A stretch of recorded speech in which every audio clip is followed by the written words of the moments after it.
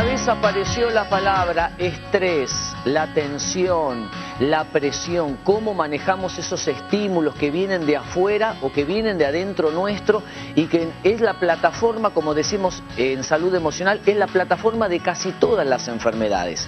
Cuando empezamos a vivir en el pasado que ya fue, o vivimos en el futuro que no vino, y empezamos a revisar, a pensar y a analizar, eso trae una fatiga muy grande, un cansancio enorme a nivel emocional. Y hoy vamos a profundizar cuáles son los síntomas fundamentales y cómo surge esta enfermedad llamada síndrome de fatiga crónica, y eso está Gabriela para entrevistar a alguien especialista en el tema. Por supuesto que uno de los síntomas principales del síndrome de fatiga crónica es la astenia, el cansancio. Y uno como médico clínico, cuando consulta a una persona con ese síntoma, obviamente va a realizar, aparte de un interrogatorio completo y un examen físico, una serie de estudios complementarios para tratar de ver si hay alguna enfermedad psíquica, orgánica, ya sea metabólica, infecciosa, autoinmune, que pueda explicar este cuadro, si hay algún medicamento que está tomando. Y después de todo esto llegamos a que no hay nada orgánico o psíquico, como bien dije, que pueda explicar el síndrome de fatiga crónica. Entonces, cuando no sabemos cómo explicarlo, se lo vamos a preguntar a quien sabe, y está acá el doctor Pablo Beretta. ¿Cómo estás, Pablo? ¿Qué tal? ¿Cómo te va? Gracias, Gabriela. Bueno, viene el paciente con estos síntomas, con cansancio, a veces con irritabilidad o trastorno del sueño, no encuentro causas. ¿Le pongo ahí el rótulo de síndrome de fatiga crónica o tiene componentes especiales o hasta algún estudio que me pueda acercar al diagnóstico? Sí, Gabriela, por de pronto lo primero que hay que hacer, como bien decías, es descartar un montón de otros síndromes o enfermedades que producen cuadros similares. Lo que pasa es que clínicamente nos faltan muchos otros síntomas más. No solamente el cansancio es importante, que es gradual y cada vez en mayor medida, sino también rinitis, alergias, dolores de garganta, dolores musculares muy asociados a la fibromialgia, y eso puede ser un buen tip para acercarnos al diagnóstico. Y muchos otros síntomas como la hipotensión ortostática, esto de levantarse y marearse y no poder mantenerse de pie, etc. Pero son síntomas reales, digamos, que no tiene que ver, no es un paciente hipocondríaco que va presentando los síntomas existen síntomas. Y son reales. La dificultad se presenta porque en las rutinas de laboratorio, en los análisis clínicos generales, no se encuentra ningún índice particular que pueda decir, bueno, este paciente tiene un síndrome de fatiga crónica. Si lo tuviera, diríamos que tiene fatiga crónica por determinada enfermedad. ¿Y cómo se aborda ese paciente al cual llegamos a través del descarte y no solamente el descarte de algunas causas de esta fatiga, y también reuniendo las características clínicas necesarias, llegamos al diagnóstico? ¿Cómo se aborda el paciente?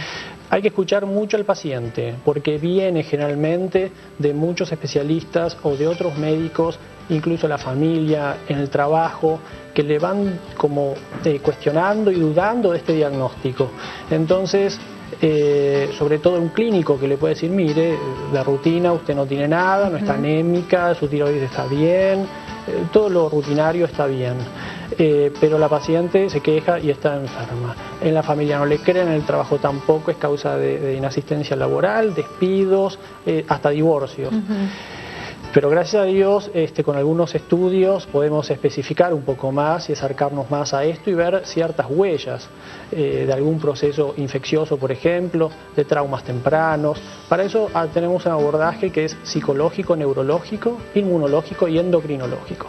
Y esto nos permite hacer un tratamiento más específico, justamente lo psicológico, neurológico, inmunológico y endocrinológico. En el informe escuchábamos que esto podía remitir en el transcurso de meses o hasta años. En general, con un diagnóstico, un abordaje, ¿esto en algún momento pasa, cambia, se va, este síndrome?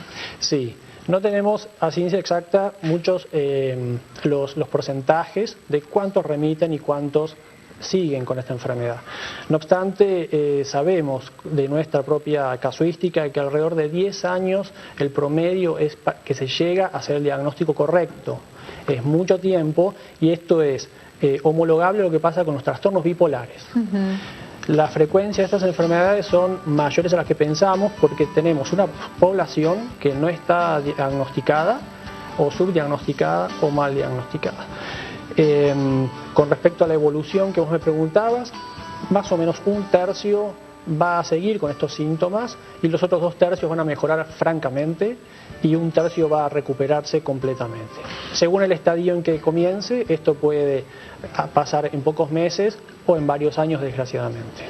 ¿Esto tiene alguna probabilidad, si mi padre o mi madre la ha tenido, de que a mí me suceda lo mismo? ¿Se ha visto alguna probabilidad? Sí, recientemente se descubrieron algunos genes que tienen que ver con la aparición de este síndrome, con lo cual creemos hoy que existe una predisposición genética que a partir de varios elementos estresantes, que no necesariamente tienen que ser psicosociales, sino infecciosos, porque tienen una alteración inmunológica, terminan gatillando, despertando esta enfermedad. Y así que la causa genética es importante. Hemos visto incluso pacientes que nos dicen, yo vi a mi madre morirse, desahuciada, sin un diagnóstico, agotada, cansada. Y es importante, Pablo, como última pregunta, que uno como familiar, como acompañante de un paciente con síndrome de fatiga crónica, lo estimule y le diga, no, vamos y vamos a salir o vamos a hacer un deporte o una actividad física. ¿O no tiene que ver esto y al contrario lo agobia más la presión? Suele agobiar esto también de acuerdo a qué momento evolutivo está. Hay casos, por ejemplo los estadios 3 que estamos desarrollando, esta estadificación, en que está contraindicada la actividad física, Bien. pero terminantemente. De hecho, una de las dificultades que vemos es que pacientes son vistos por clínicos que le dicen, sí, haga natación, que le va a hacer bien, haga un deporte, vaya al gimnasio. Y esto los debilita cada vez más, les destruye más fibras musculares y los predispone a enfermedades infecciosas, con lo cual empeora todavía el cuadro. Y peor, deprime al paciente porque siente que no puede ir más adelante y que ni siquiera haciendo lo que le dice el médico puede recuperarse. Doctor, muchísimas gracias por sus conocimientos, pues la verdad que es una patología que es desconocida o el nombre por ahí se conoce, pero como bien dijo, no creíble a veces que el paciente la tenga.